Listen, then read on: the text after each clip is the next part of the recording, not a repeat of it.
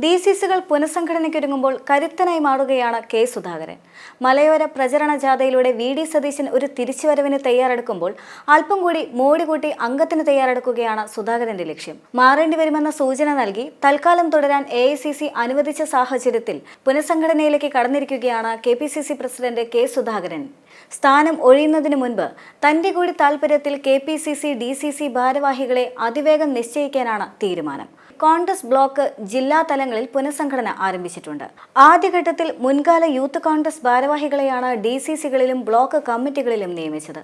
Group നിർദ്ദേശങ്ങളുടെ കൂടി അടിസ്ഥാനത്തിൽ പുനഃസംഘടന ഇപ്പോൾ തുടരും. താഴെത്തട്ടിലെ പുനഃസംഘടന പൂർത്തിയാക്കിയതിനു ശേഷം ചില ജില്ലാ DCC അധ്യക്ഷന്മാരെയും മാറ്റും. അതിനുശേഷം മാത്രമേ സംസ്ഥാന തലത്തിൽ പുനഃസംഘടനയുണ്ടാകൂ. ഒരു മാസത്തിനുള്ളിൽ തന്നെ ഈ പ്രക്രിയ പൂർത്തിയാക്കാനാണ് നിലവിലെ നീക്കം. വലിയ പരാതികളില്ലാതെ പുനഃസംഘടന പൂർത്തിയാക്കി കഴിഞ്ഞാൽ KPCC അധ്യക്ഷ സ്ഥാനത്ത് തുടരാനാവുമെന്ന പ്രതീക്ഷയിലാണ് കെ സുധാകരൻ ഇപ്പോൾ. അധ്യക്ഷ സ്ഥാനത്ത് നിന്ന് നീക്കുന്നതുമായി ബന്ധപ്പെട്ട KPCC പുനഃസംഘടനാ ചർച്ചകളിൽ കെ സുധാകരന് അതൃപ്തിയുണ്ട് എന്നതാണ് വിവരം. തനിക്കെതിരെ ഏകപക്ഷീയമായി നീക്കങ്ങൾ നടക്കുന്നെന്ന വികാരമാണ് സുധാകരന് ഇപ്പോൾ ഉള്ളത്. സ്ഥാനത്ത് കടിച്ചു തൂങ്ങാൻ താനില്ല എന്ന് കഴിഞ്ഞ ദിവസം പ്രതികരിച്ചുവെങ്കിലും വാക്കുകളിൽ പ്രതിഫലിച്ചത് പ്രതിഷേധം തന്നെയാണ്. ഇക്കാര്യം ഹൈക്കമാൻഡിനെയും അറിയിച്ചു എന്നാണ് വിവരം. സംസ്ഥാനത്തെ പ്രധാന കോൺഗ്രസ് നേതാക്കളുമായി കേരളത്തിന്റെ ചുമതലയുള്ള AICC general secretary Deepa Das Munshi ചർച്ച നടത്തിയതിന് പിന്നാലെയാണ് പുനഃസംഘടനയുടെ പേരിൽ അസ്വസ്ഥത പുകയുന്നത്.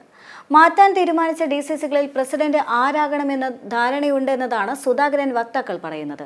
അതിൽ തിരുവനന്തപുരത്ത് VS ശിവകുമാർ, കൊല്ലത്ത് സൂരജ് രവി, ആലപ്പുഴയിൽ KP ശ്രീകുമാർ, ഇടുക്കിയിൽ സേനാധിപതി വേണു, തൃശൂരിൽ ജോസഫ് ടാജറ്റ് എന്നിവർക്കാണ് മുൻഗണനയുള്ളത്. മലപ്പുറത്ത് പ്രസിഡന്റ് ജോയ് മത്സരിക്കുകയില്ല എങ്കിൽ ആര്യാടൻ ഷൗക്കത്ത് പ്രസിഡന്റാകും. തൃശൂരിൽ ഷാജി കോടങ്കണ്ടത്തിന്റെ പേര് കൂടി സജീവ പരിഗണനയാണ് എങ്കിൽ ഇടുക്കിയിൽ കൂടുതൽ പേർ രംഗത്തുമുണ്ട്.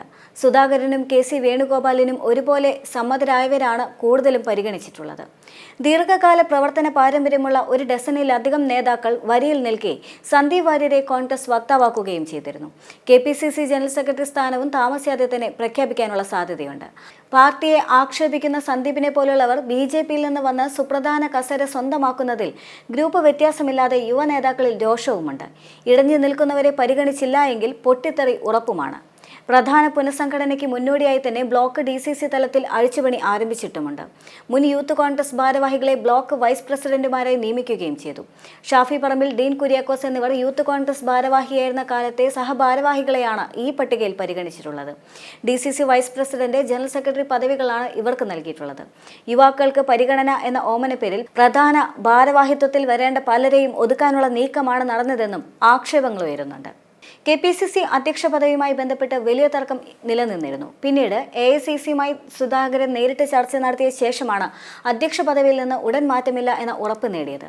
എന്നാൽ ഇപ്പോൾ KPCCയിലെ അധ്യക്ഷ പദവി മാറ്റവുമായി ബന്ധപ്പെട്ട് താൻ ആരെയും അതൃപ്തി അറിയിച്ചിട്ടില്ല എന്നതാണ് സുധാകരന്റെ വാദം. നേതൃമാറ്റം സംബന്ധിച്ച് താൻ ആരോടും സംസാരിച്ചിട്ടില്ല. ഇക്കാര്യത്തിൽ AICCക്ക് എന്ത് തീരുമാനം വേണമെങ്കിലും എടുക്കാം.